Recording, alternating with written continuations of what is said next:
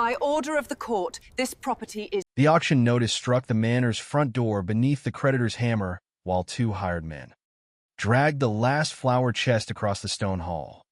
Lydia Harcourt lunged for it before the lid split open, catching the corner against her thin shoulder as three aging kitchen women watched from the passage. Knowing there would be no wages and perhaps no supper once the house was sold. "Leave it," the bailiff ordered. Lydia did not.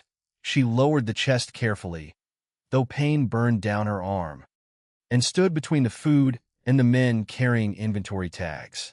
Behind her, old Mrs. Bell hid a heel of bread inside her apron as if theft were the only dignity poverty had left her. Beyond the open doors, laborers were loading silver, rugs, livestock records, and even the chapel candlesticks onto wagons marked for removal. The printed notice gave the Harcourt estate 30 days before a legally enforceable public auction. But someone had already begun destroying anything that might earn enough money to stop it. The bailiff pointed toward the east wing. "You may retain personal clothing, Miss Harcourt. Nothing else. The mortgage holder has allowed you use of the abandoned kitchen until the sale." A laugh came from one of the hired men. Everyone knew that kitchen had been sealed for years. Its chimney smoked backward, its roof leaked, and rats had ruled its cupboards since Lydia's grandfather died. Giving it to her was not mercy. It was humiliation written in legal ink. Yet Lydia looked past the wagons toward the neglected orchard bending under unpicked apples. She saw dairy cows being led toward a buyer at less than half their value. Farther down the hill, smoke rose from the village ovens that stood cold most days because no household could afford enough flour to fire them alone. Something inside her stopped grieving and began counting. How many jars could the orchard fill? How much butter could the dairy turn before the cattle were removed? How many loaves could village ovens bake if everyone shared fuel? If you had seen Lydia then, coat worn thin, cheek marked with dust, every privilege stripped from her, you might have believed the creditors had left her nothing. They believed it too. That was their first mistake. A horse entered the courtyard at a hard gallop. The rider dismounted before the animal stopped moving. Nathaniel Harcourt, the late master's stern nephew and legal heir, crossed the stones with an unopened letter clenched in one hand. He had inherited the name, but not the estate free of debt, and the exhaustion in his face made him look older than his 38 years. He read the auction notice once. Then he turned to Lydia. "The wholesale contracts from Belchester were canceled this morning," he said. "All three. They were never ours. They could have been. Someone sent word that our dairy was diseased and our stores spoiled." Lydia looked toward the bailiff, but the man had become deeply interested in his ledger. Nathaniel lowered his voice. "The mortgage holder's agent arrives in 30 days to certify the sale. Unless this estate shows verified income before then, the judge will not delay it." Lydia opened the flour chest. Beneath the torn cloth lay enough meal for perhaps 40 loaves. Not salvation, barely a beginning. She closed the lid and took hold of one iron handle. "Help me carry it." Nathaniel did not move. "Carry it where?" "To the kitchen they forgot to lock." For one suspended moment, the heir studied the impoverished woman who had just been reduced to a tolerated dependent beneath his own roof. Then he grasped the opposite handle. They had crossed half the courtyard when Lydia smelled smoke. Not from the village. From the abandoned kitchen. A dark ribbon curled above its broken chimney, though no fire had burned there in years. Lydia dropped her end of the chest and ran. As she reached the warped door, something heavy crashed inside, and a man's boots fled through the orchard beyond the rear wall. Nathaniel came beside her, breathing hard. Lydia pushed the door open. Across the blackened floor, fresh milk poured from 3 smashed churns, and pinned beneath a butcher knife lay a message written in red ink. "Close the kitchen, or lose more than the house." Nathaniel pulled the knife free while Lydia crouched beside the broken churns. The milk had already found the cracks between the flagstones, carrying soot and mouse droppings in pale streams toward the drain. Whoever had entered the kitchen had known exactly what to ruin.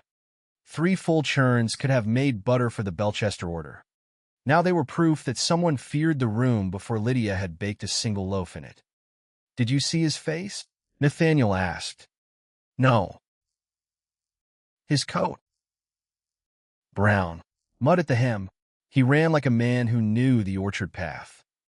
Nathaniel folded the red warning and placed it inside his coat. "Then he works here, or close enough to study the grounds." Lydia rose and surveyed the abandoned kitchen. Copper hooks hung empty above a broad range stained with rust. One window had been boarded from the outside. The preparation table leaned on a cracked leg, and a section of ceiling had fallen across the old pastry bench. Yet the oven doors were intact. The stone floor was solid. The chimney could be cleared. Ruin had not destroyed the room. It had only made others stop looking at it. "Get the flour inside," Lydia said. Nathaniel stared at her. Someone was waiting for us. Then we should not disappoint him. They carried the chest past the warning and set it on the driest table. Lydia found a broom without a handle and began pushing plaster into a pile. Nathaniel remained near the door, as though rank and reason were still arguing over whether he ought to help. "You have 30 days, he said, "not 30 weeks to repair a kitchen. We do not need to repair all of it. We need verified income large enough to persuade a judge that this estate can meet the mortgage. Then stop describing the problem and lift that beam." Nathaniel looked offended. Then, perhaps because there was no servant left to command, he removed his coat and bent beside her. By dusk, they had cleared the main hearth and freed the bake oven. Mrs. Bell brought 2 buckets of water. The other former kitchen women returned quietly, not because anyone had promised wages, but because Lydia had placed the salvaged flour under lock and told them supper would be served from whatever remained. One scrubbed the stone table. Another patched the split flour sacks with linen torn from an old curtain. Nobody spoke of loyalty. Hungry people had learned not to trust grand words. Lydia boiled onions, barley, and the last sound turnips in a blackened pot. She divided the stew evenly, including Nathaniel's share. Mrs. Bell ate 3 slow spoonfuls, then slipped half a piece of bread into her apron. Lydia saw it. "So you expect tomorrow to be worse," she said. The older woman lowered her eyes. "Tomorrow often is." Lydia took another slice from her own plate and wrapped both pieces in a cloth. She placed them in Mrs. Bell's hands without comment. Nathaniel watched from across the table. Something in his expression softened, but only briefly. After the women left, Lydia opened a narrow cupboard beside the hearth. Behind warped shelves, she found an old tally board covered with her mother's handwriting. The chalk marks listed apples preserved, cream churned, flour received, candles traded, and bread sent to neighboring estates. Lydia ran her fingers over one faded figure. Nathaniel came closer. "What is it?" "This kitchen once paid for itself. That was before the northern orchard blighted. Only half of it blighted. The lower trees still bare. The dairy is under seizure. Until the sale, the milk belongs to the estate. The village ovens belong to the families who own them. And Belchester merchants still need food, no matter who holds our mortgage." Nathaniel studied the board. The contracts were canceled because someone reported disease. "Then we invite inspection. And if the inspector is already bought, we keep records so clean even a bought man must lie in writing." The next morning, Lydia began with the orchard. Windfall apples covered the grass beneath the lower trees, bruised but usable. She organized the women into sorting lines. Sound fruit for crates, marked fruit for preserves, damaged fruit for vinegar. Nathaniel sent 2 remaining laborers to clean the dairy sheds, then rode to Belchester seeking the merchants who had withdrawn their orders.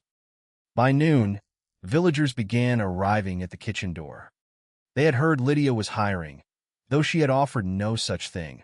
A widow brought empty preserve jars. A miller's sister offered 2 sacks of coarse flour in exchange for future bread. 3 dairy workers asked whether the cows would be sold before week's end. Lydia did not promise safety she could not guarantee. "I can pay a little when we sell," she told them. "Until then, I can record every hour and every pound supplied. If the enterprise fails, the debt remains in my name." One man near the back laughed bitterly. "A Harcourt name does not buy much now." "No," Lydia said. "That is why I am offering my word instead." The room fell quiet. Then Mrs. Bell set her jars on the table. By evening, the abandoned kitchen had become louder than the manor. Apples simmered in 2 copper kettles borrowed from the village. Butter paddles struck bowls in steady rhythm. Flour dust hung in the air. Lydia marked every delivery, every hour, and every finished jar in a ledger Nathaniel had given her from the estate office. She required signatures from workers who could write and witness marks from those who could not. When Nathaniel returned after dark, mud covered his boots and anger tightened his jaw. "Belchester will reconsider one contract," he said. "Preserves and shelf-stable goods only. Payment after delivery and independent inspection." "How large?" 200 jars in 10 days. The kitchen went still. They had made 31. Nathaniel placed another paper on the table. "The merchant also requires a guarantee that our supplier can provide sugar, salt, and clean jars." Lydia read the name printed beneath the guarantee. Silas Vale, the estate's longtime provision supplier. The same man who had raised his prices twice after the mortgage holder threatened foreclosure. Lydia looked toward the orchard door. Brown mud marked the threshold where the intruder had fled. On the paper, besides Silas Vale's signature, a dark smear stained the lower corner. The same red ink used in the warning. "He is working for them," Lydia said. Nathaniel's face hardened. "That is not proof." "No, but it tells us where to look." A knock sounded from the rear door. Not the public entrance. The locked delivery door facing the orchard. Everyone froze. The knock came again, 3 careful taps. Lydia motioned for the workers to stay back. Nathaniel lifted an iron poker from beside the hearth and moved with her across the kitchen. When Lydia opened the door, no one stood outside. Only a wooden crate rested on the step. Inside lay 12 clean jars, each shattered at the neck. Beneath them was a copy of the Belchester contract, crossed out in red. And from somewhere beyond the orchard wall, a man called softly into the darkness. 10 days, Miss Harcourt. Let us see what breaks first." Nathaniel stepped into the orchard with the iron poker raised. But Lydia caught his sleeve before he crossed the threshold. "That is what he wants," she said, "for us to chase shadows while the kettles go cold." The voice beyond the wall had vanished. Only branches moved in the darkness, and the broken jars at Lydia's feet reflected the kitchen lamps like chips of ice. She closed the door, slid the bolt into place, and carried the ruined contract to the work table. "Silas Vale supplied those jars," Mrs. Bell said. "Same shape he sold us last spring." Nathaniel set down the poker. "That proves where they came from, not who left them." "It proves he can reach us whenever he chooses," Lydia replied. "So tomorrow we stop depending on him." At first light, she divided the kitchen into stations. One table would receive fruit. One would prepare jars. One would hold finished goods under seal. Nothing entered or left without being weighed twice and written into the ledger. The dairy workers marked each pail before it crossed the courtyard. The oven crews signed for flour by the pound. Even the firewood was counted. Some workers took offense. "You think we steal?" a broad-shouldered baker asked. "I think someone wants a judge to believe we do." That ended the argument. Nathaniel rode to 3 neighboring farms and returned with salt purchased for cash.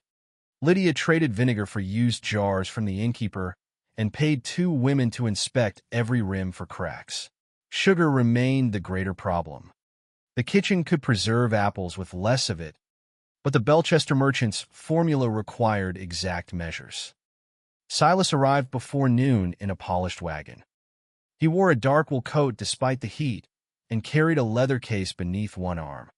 His smile was mild, almost courteous, The smile of a man who believed paper made him untouchable. "I heard you had difficulties last night," he said. Lydia stood in the kitchen doorway, barring his view inside. Nathaniel remained a step behind her. "We had vandalism." A harsh word. Hungry villagers break things. Hungry villagers do not waste clean jars. Silas's eyes rested on her face. "You always were sharp, Miss Harcourt. Poverty seems to have improved the edge." He opened his case and withdrew an invoice. The price of sugar had tripled. Nathaniel took the paper. "This is extortion." "No, sir. Scarcity." Silas spoke gently. "The mortgage holder has priority contracts across the county. I supply him first." Lydia looked at the figure. At that price, fulfilling the Belchester order would produce almost no profit. The enterprise might survive the contract and still fail the judge's test. "Then we will buy elsewhere," she said. Silas's smile widened. "There is nowhere else within 3 days' travel." He offered another document. This one bore the mortgage holder's seal. It stated that all goods produced from estate livestock, orchards, buildings, or stored provisions might be claimed as collateral if the mortgage holder believed the property was being diminished before auction. Silas explained it as though discussing weather. "If you turn apples into preserves, he may claim the jars. If you turn cream into butter, he may claim the butter. Unless, of course, you purchase the raw goods from the estate before processing." "With what money?" Nathaniel asked. Silas glanced around the broken doorway. "That is not my concern." The paper looked stronger than Lydia's ledger. It carried a seal, signatures, and the smooth certainty of men accustomed to being obeyed. She stepped aside just enough for Silas to see the kitchen.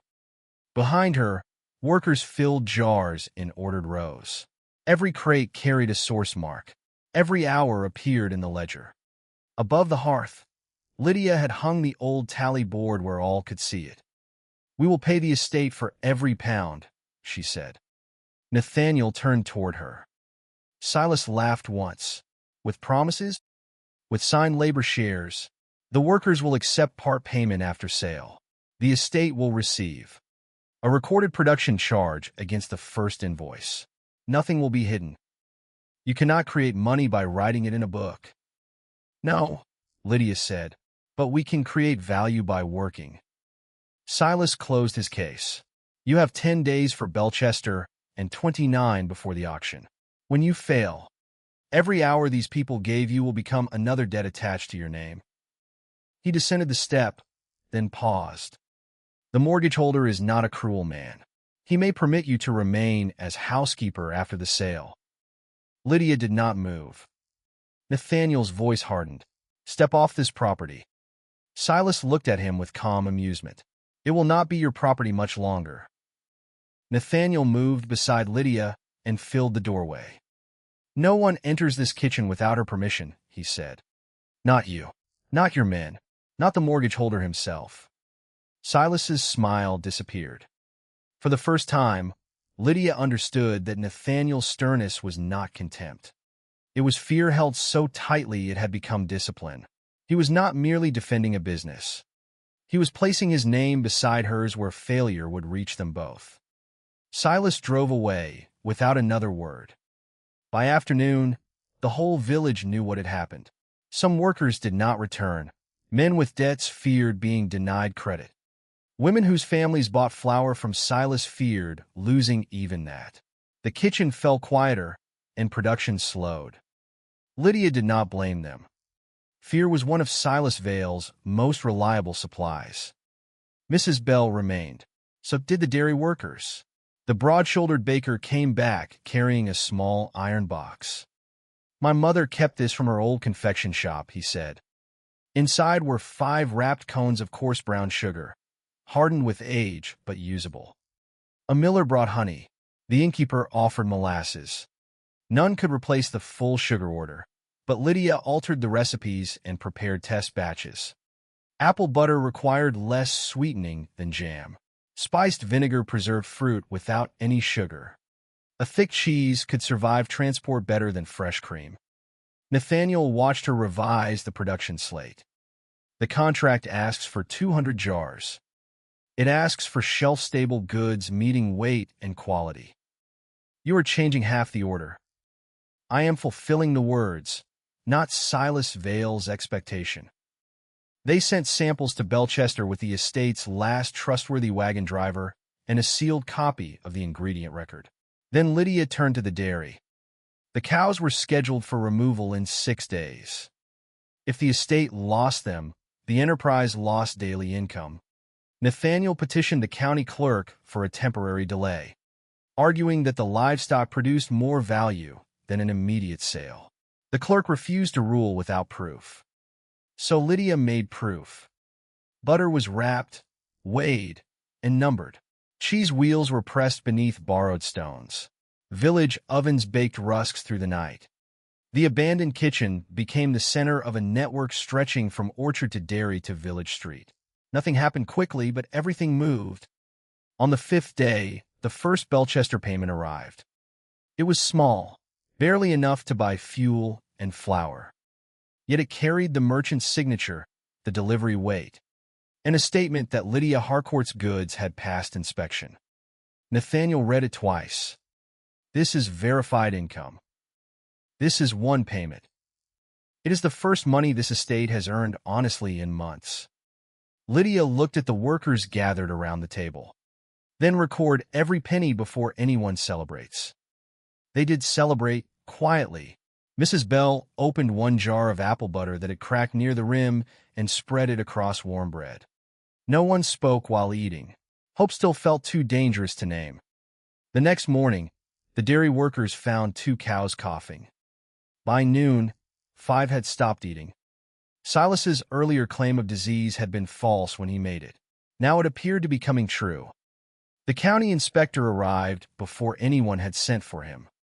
He entered with a deputy and ordered the dairy sealed. Lydia followed them into the yard. Who reported illness? The inspector unfolded a letter. Anonymous complaint. Received when? He hesitated. Nathaniel noticed. Answer her. This morning. Lydia looked toward the road. Silas's wagon stood half a mile away beneath a line of elms. The inspector examined the feed bins, water troughs, and milking room. He found no fever in the animals and no infection in the milk. But in the final grain sack, he discovered a gray powder mixed through the oats. Contamination, he said. Could be mold treatment, could be poison. Until it is identified, no dairy goods leave this estate. The deputy reached for Lydia's production ledger. She put her hand over it. That book does not leave the kitchen. It may be evidence. It is the only record proving what was made before the contamination. Nathaniel stepped between the deputy and the table. You may inspect it here. The deputy looked toward the inspector, then towards Silas's distant wagon. His fear answered before his mouth did. Mrs. Bell spoke from behind Lydia. I saw Mr. Vale's delivery man at the dairy after midnight. Every face turned toward her. The older woman's hands trembled around her apron. I went to fetch wood. He carried a sack without a mark on it. The deputy lowered his eyes. Did you see him pour anything? No. Silas's wagon began moving toward them. Lydia opened the poison feed sack and searched the stitching. Near the bottom seam, beneath dirt and powder, she found a strip of blue thread. The same blue thread Silas used to seal his premium grain bags. It was still not enough. A thread could be denied. A frightened woman could be discredited. An official complaint could be called caution. Then the wagon driver returned from Belchester at a gallop. He carried a second wholesale agreement. The merchant wanted 500 units over the next 18 days, with advance payment upon proof of safe production. It was the order they needed, large enough to show the judge the estate could earn its way out of auction. But the dairy was sealed, the supplier controlled their sugar, and the mortgage holder's agent could claim their goods. Lydia looked from the new contract to Silas Vale approaching in his polished wagon. At last, his purpose was plain. Silas did not want the kitchen because it belonged to the estate. He wanted it closed because every honest sale weakened the mortgage holder's claim that Harcourt Manor was beyond saving. Nathaniel folded the contract and placed it in Lydia's hand. "Can we fill it?" She heard the sealed cows shifting in the yard. She saw the workers waiting, afraid but still present. She saw Silas step down from his wagon with the deputy already moving to meet him. "Yes," Lydia said, "but first we prove who poisoned the feed." Silas entered the courtyard, carrying a court order authorizing the seizure of every finished jar in the abandoned kitchen. And behind him came 4 wagons ready to take them. The first seizure wagon rolled through the kitchen gate before Silas Vale finished reading the court order aloud. His 4 drivers climbed down with empty crates and lengths of rope. The deputy stood beside them, one hand near his holster, while the county inspector kept his eyes on the poison grain sack as though wishing it would disappear. Silas held the paper where Lydia could see the seal. "Every finished product made from estate goods is now collateral," he said. "Stand aside."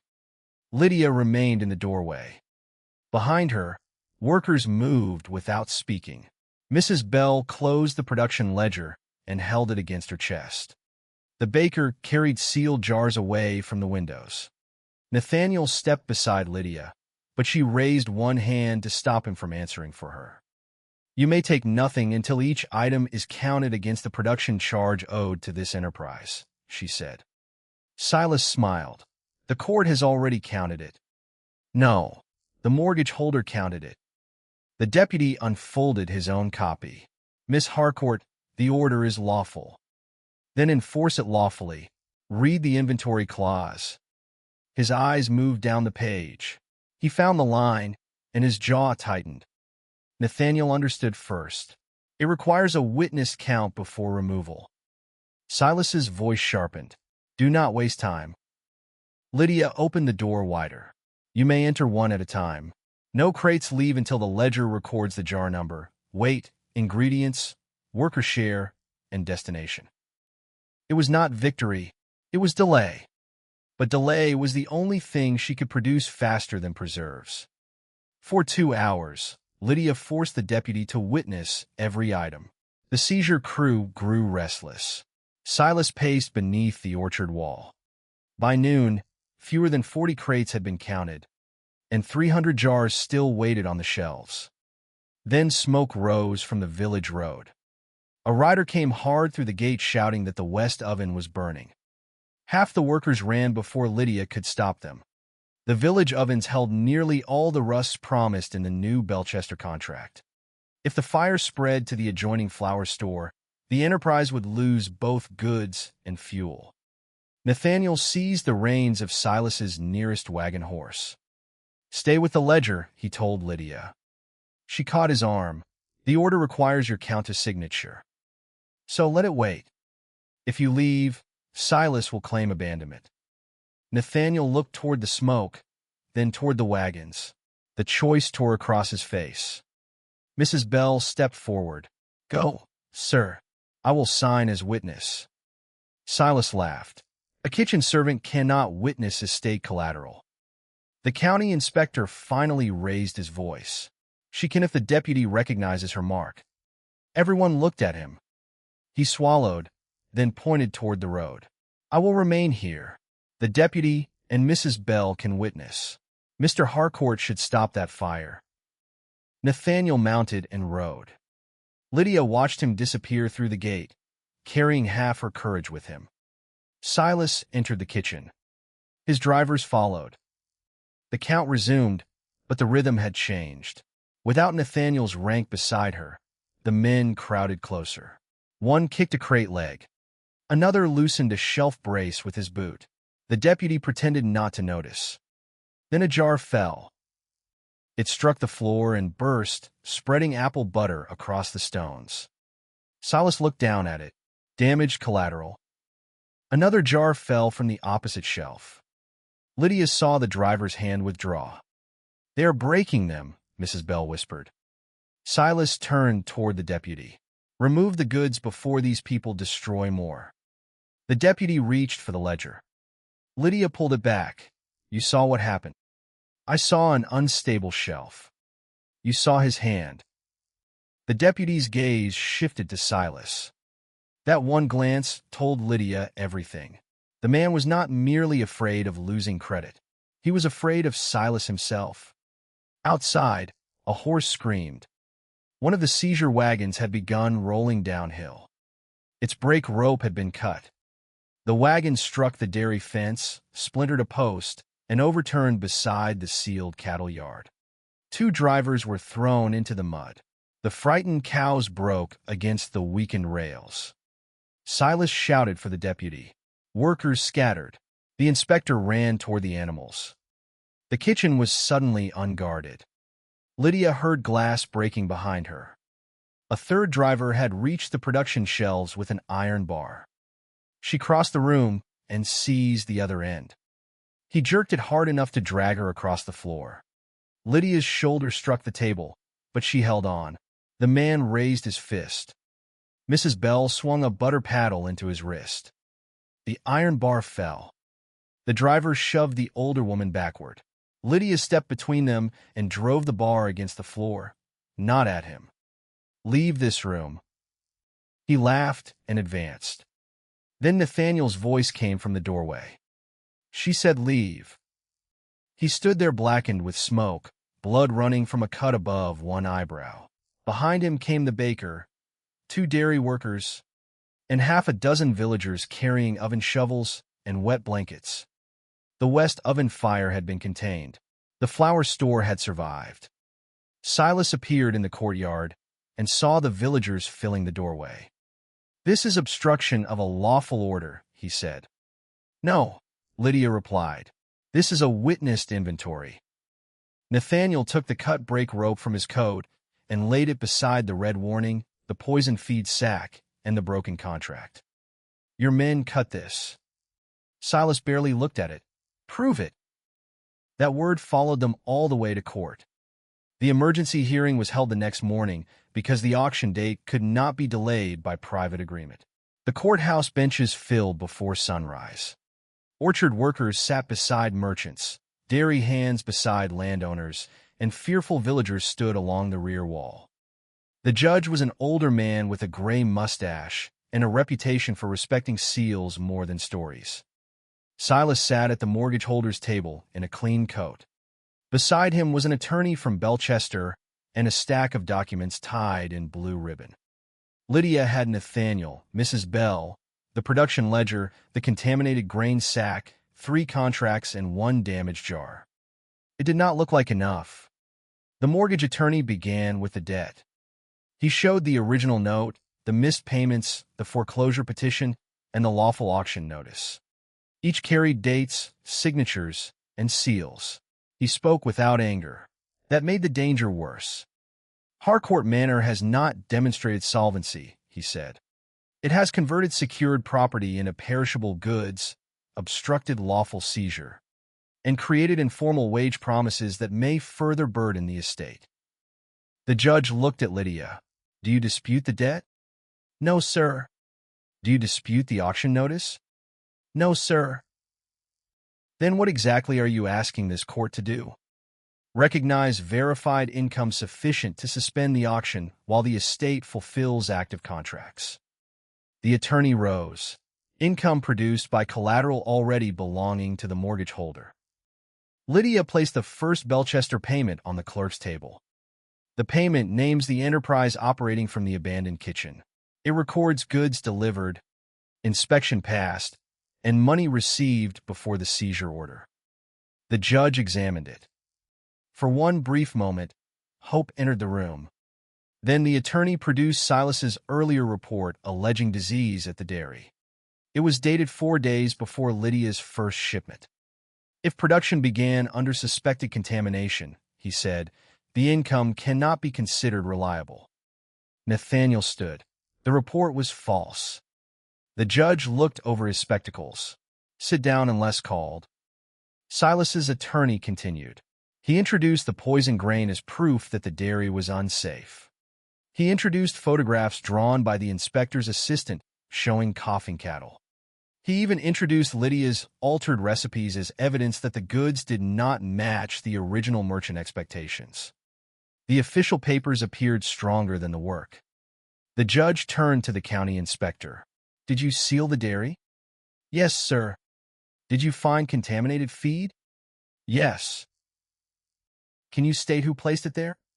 The inspector hesitated. Lydia saw his fingers close around the brim of his hat.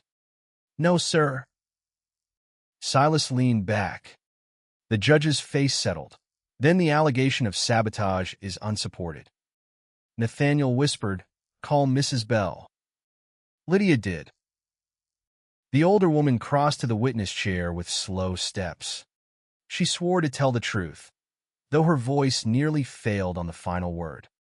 She described seeing Silas's delivery man near the dairy after midnight. The attorney approached her. "You are employed by Miss Harcourt?" "I work with her." "You expect payment if the enterprise succeeds?" "Yes." "And nothing if it fails?" Mrs. Bell looked at Lydia. The attorney let the silence grow. "You have reason to help her avoid auction, do you not?" "I have reason to tell what I saw." "But you did not see poison poured?" "No." "You did not inspect the sack?" "No." "You did not identify the man by face?" "No." The attorney returned to his table. Mrs. Bell looked smaller when she stepped down. The judge examined the clock. Unless there is direct evidence connecting Mr. Vale or his employees to the contamination, this court cannot suspend a lawful sale on suspicion. The room went still. Lydia had reached the near edge of failure. The ledger could prove income, but not innocence. The contracts could prove demand, but not that future production was safe. The witnesses could prove fear, but not fraud. Then the Belchester wagon driver stood in the back row. "I brought something," he said. The judge frowned. "You will wait to be called." Lydia turned. The driver held a folded receipt. She called him. He testified that after delivering Lydia's samples, he stopped at Silas Vale's warehouse to price sugar. While there, he saw blue thread grain sacks stacked beside a mixing table. One sack bore the Harcourt dairy mark written over Silas's own supplier stamp. The attorney objected. A warehouse may hold any number of sacks. The judge sustained the objection. The driver unfolded the receipt. "Then there is this." It was a purchase record from an agricultural supply shop. Silas Vale's company had bought 6 pounds of cattle purgative 3 days before the dairy became ill. Silas's attorney stood. "Purgative is a lawful veterinary product." The judge nodded. "Quite so." The near failure deepened. Lydia studied the receipt. The date mattered, but not enough. The quantity mattered, but not enough. Then she noticed the clerk's notation beside the sale. "Blue grain sack supplied by purchaser." She asked the driver where he had obtained the receipt. "The shopkeeper gave me a copy after he heard about the dairy." "Did he mark the sack himself?" "No, ma'am," said Mr. Vale brought it. Lydia turned to the poison feed sack on the evidence table. Its lower seam was stitched in blue. "Your Honor, may the county inspector compare the supplier's stamp beneath the Harcourt mark?" The attorney objected again. The judge hesitated, then allowed it. The inspector carried the sack to the window. He brushed away the gray powder and dampened the cloth. Slowly, beneath the painted estate mark, another name appeared. Vale Provisions. A murmur spread across the benches. Silas did not move. The judge looked at the inspector. Why was this not recorded? Fear crossed the man's face. He looked towards Silas. Silas met his eyes and said quietly, "Remember who renewed your county contract." The courtroom heard him. The inspector's throat worked. He almost lowered the sack. Then he saw Nathaniel's blood-stained bandage. He saw Mrs. Bell holding both hands together to stop them shaking. He saw the villagers who had stood in smoke to protect ovens that did not belong to any one household. His voice came out rough. "Because Mr. Vale told me the estate mark was sufficient." The judge leaned forward. "Told you when?" "The morning before I inspected the dairy." before you received the anonymous complaint? The inspector closed his eyes. Yes, sir. Silas's attorney rose, but the judge struck the desk with his gavel. The inspector continued. Silas had warned him that his contract would be canceled if he delayed the seal. The deputy had been told to remove Lydia's ledger because it recorded production before the contamination. The seizure order had been prepared before the inspector's final report.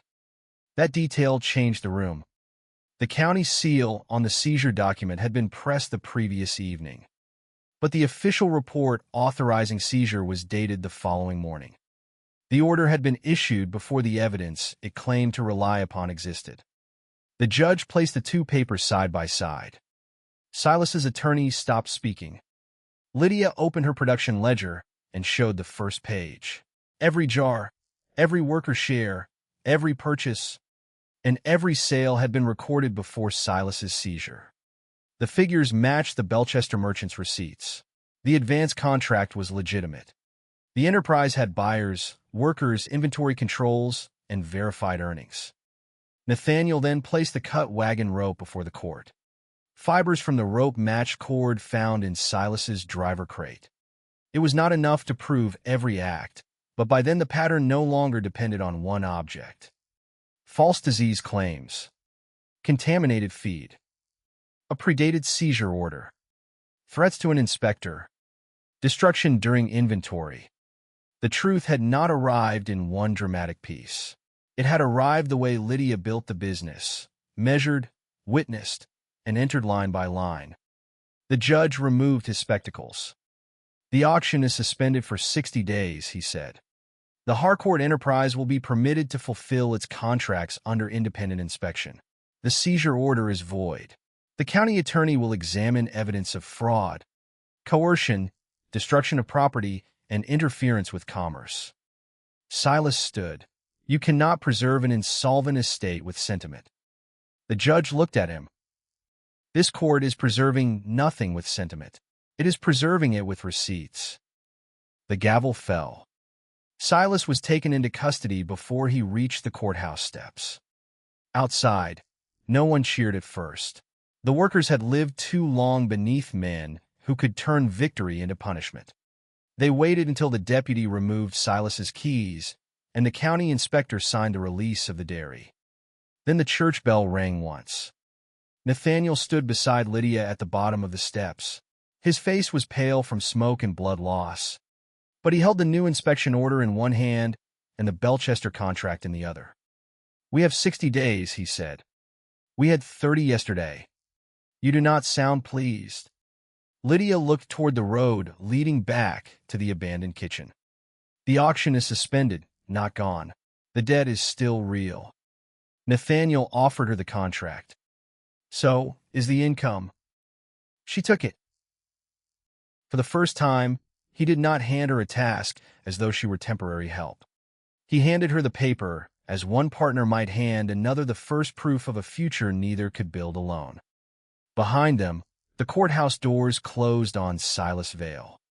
Ahead, smoke rose cleanly from the village ovens. And before sunset, the abandoned kitchen would have every fire burning again. By the time the auction notice was removed from the manor door, the paper had faded pale around the nail. Lydia stood beneath it with a flower mark on one sleeve and the final mortgage receipt in her hand. 60 days had become 92.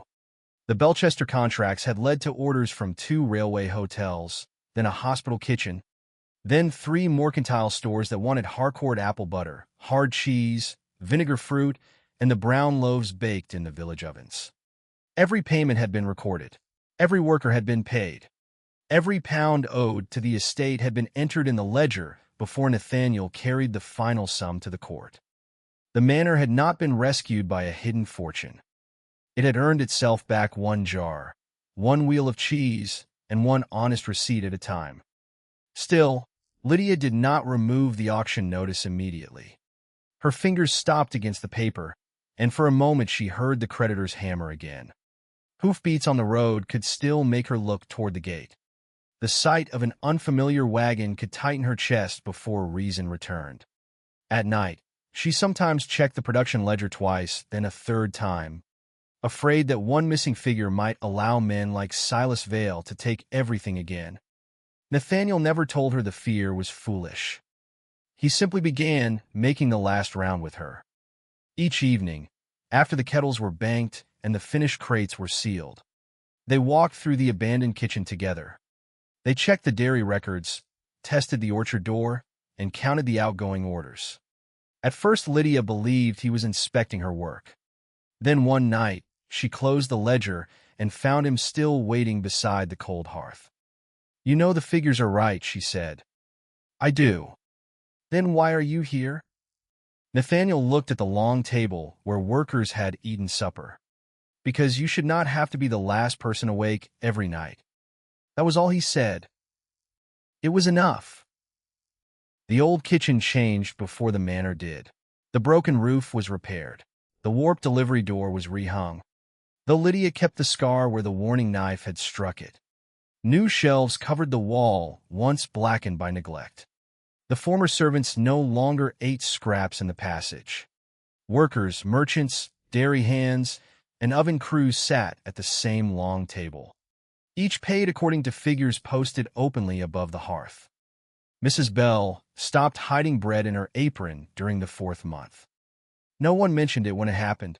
She simply finished her supper, wrapped nothing, and helped Lydia cut tomorrow's loaves. The next morning, Lydia found 2 extra slices beside her own ledger, covered neatly with a cloth. Fear had not left the house in a grand moment. It departed through small acts repeated until hunger no longer expected betrayal. Nathaniel brought partnership papers to the kitchen on the first anniversary of the hearing. He placed them beside the old tally board, beneath the faded chalk marks left by Lydia's mother. The papers divided ownership of the enterprise equally. Lydia read every line. "You could retain control," she said. "The estate is legally yours." "The name is mine," Nathaniel answered. "The future is ours, if you will have it." She looked at him across the table where they had once counted 31 jars against a contract for 200. He was no longer offering her permission to remain. He was offering her the right to decide what the place would become. Lydia signed. Their marriage came later, quietly, after the spring apple blossoms opened across the lower orchard. The ceremony was held in the kitchen courtyard because Lydia refused to close production for an entire day. Mrs. Bell wore her best gray dress. The baker brought a cake sweetened with honey instead of Silas Vale sugar. Workers rang spoons against tin cups when Nathaniel kissed his wife.